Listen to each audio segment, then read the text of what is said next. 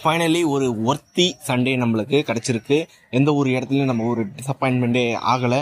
கில்லோட run out ஒரு டிசப்பாயின்மெண்ட்டாக இருந்தாலும் overall எல்லா செஷன்லேயும் வந்து பார்த்திங்கன்னா நம்ம தான் டாமினேட் பண்ணியிருக்கோம். இந்த ஒரு India versus England third test மேட்சை பொறுத்த வரைக்கும் கடைசி 2 நாளாகவே வந்து பார்த்திங்கன்னா இந்தியன் டீமோட டாமினன்ஸ் தான் இருந்தது. எந்த ஒரு செஷனும் வந்து பார்த்திங்கன்னா இங்கிலாண்டை ஜெயிக்க விடலை. அது மாதிரிலாம் வந்து பார்த்திங்கன்னா இந்தியன் டீமை பொறுத்த வரைக்கும் ஒரு மிகப்பெரிய ஒரு வெற்றி. இப்போ இருக்க கரண்ட் இங்கிலாந்து டீம் எந்த அளவுக்கு ஸ்ட்ராங்கான டீம் அப்படின்றது உங்களுக்கு தெரியும். அந்த ஒரு இங்கிலாந்துக்கு அகைன்ஸ்டாக இந்தியன் டீமோட ஒரு மிகப்பெரிய ஒரு ரன் வித்தியாசத்தில் இந்த ஒரு மேட்ச் ஜெயிச்சது மட்டும்லாம் வந்து பார்த்திங்கன்னா இந்த சீரீஸை 2-1 அப்படின்ற மாதிரி முன்னிலையில் இருக்காங்க இந்தியன் டீம். இந்த மேட்சை பொறுத்த வரைக்கும் டே 4ல் வந்து பார்த்திங்கன்னா சுப்மன் கில்லும் குல்தீப் யாதவ் தான் ஆரம்பித்தாங்க. சுப்மன் கில் அன்ஃபார்ச்சுனேட்லி வந்து பார்த்திங்கன்னா ரன் அவுட் ஆகிட்டார். இருந்தாலும் அவரும் வந்து பார்த்திங்கன்னா இந்த ஒரு ரன் ஃபீஸ்டில் கலந்துருப்பார். அவரும் செஞ்சுரி அடிச்சிருந்தா அடுத்த கியருக்கு போயிருப்பார். பட் வந்து பார்த்திங்கன்னா பேட் லக், அவர் வந்து பார்த்திங்கன்னா ரன் அவுட் ஆகிட்டார். இந்தியன் டீமை பொறுத்த வரைக்கும் சுப்மன் கில் 91 ரனில் வந்து பார்த்திங்கன்னா ரன் அவுட் ஆகிட்டார். குல்தீப் யாதவ் ஓரளவுக்கு டீசெண்டாக விளையாடினார், நல்லாவே விளையாடினார் சொல்லி ஆகணும். 27 ரனில் அவுட் ஆனார். அதுக்கப்புறம் சர்ஃப்ராஸ் கானுக்கும் ஜெய்ஸ்வாலுக்கும் ஒரு சூப்பரான ஒரு பார்ட்னர்ஷிப். 2 பேருமே வந்து பார்த்திங்கன்னா செம்மையாக விளையாடினாங்க.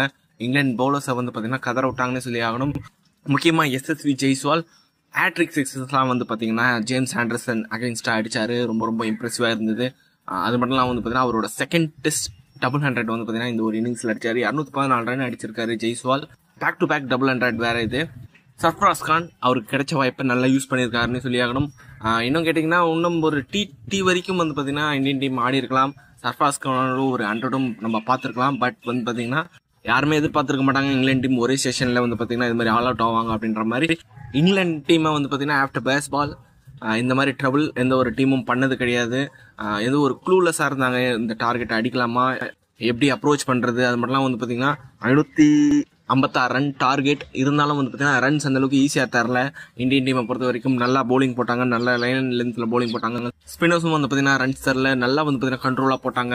இந்தியன் டீமை பொறுத்த வரைக்கும் இங்கிலாந்து டீமை 122 ரனில் வந்து பார்த்திங்கன்னா அவுட் பண்ணிட்டாங்க. இங்கிலாந்து டீமை பொறுத்த வரைக்கும் மார்குட் கடைசியில் வந்து பார்த்திங்கன்னா அந்த பேஸ்பாலுக்கு ஏற்ற மாதிரி விளையாடினார். 15 பால் 33 ரன் அடிச்சிருந்தார். மற்றபடி எந்த ஒரு பேட்ஸ்மேனாலையும் பெருசாக வந்து பார்த்திங்கன்னா ஸ்கோர் அடிக்க முடியல. இந்தியன் டீமை பொறுத்த வரைக்கும் ரவீந்திர ஜடேஜா ஹோம் லோக்கல் பாய் அவர் வந்து பார்த்திங்கன்னா ஒரு 5 4 எடுத்திருக்காரு. ரவிச்சந்திரன் அஸ்வினுக்கு ஒரு விக்கெட், அதுக்கப்புறம் குல்தீப் யாதவுக்கு 2 விக்கெட், ஃபைனலாக ஜஸ்பிரீத் பும்ராக்கு ஒரு விக்கெட். ஓவரால் ஒரு இந்தியன் டீமுக்கு வந்து பார்த்திங்கன்னா ஒரு நல்ல ஒரு சாட்டிஸ்ஃபேக்ஷனான ஒரு மேட்சாக அமைஞ்சுது. என்னை பொறுத்த வரைக்கும் எந்தெந்த வகையில் இங்கிலாந்து டீமை வந்து பார்த்திங்கன்னா டாமினேட் பண்ணி ஜெயிக்கணும்னு நினச்சோமோ அந்த மாதிரி ஒரு வின்னு இது. மொத்தமாக இங்கிலாந்து டீம் வந்து பார்த்திங்கன்னா இந்த ஒரு மேட்ச்சில் 4 செஷன் தான் பேட்டிங் விளையாடிருக்காங்க. அப்படின்ற போது 1.25 டே தான் கிட்டத்தட்ட வந்து பார்த்திங்கன்னா 3 நாள் ஃபீல்டிங் பண்ணியிருக்காங்க இங்கிலாந்து டீம்.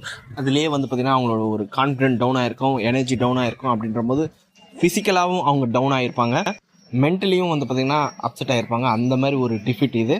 வெயிட் பண்ணி பார்க்கலாம் 4th and 5th டெஸ்ட்டில் இங்கிலாந்து டீம் கம்பேக் கொடுக்குறாங்களா, இல்லை இந்தியன் டீம் அவங்களோட ஒரு ஆதிக்கத்தை செலுத்துகிறாங்களா அப்படின்றத நம்ம வெயிட் பண்ணி பார்க்கணும்.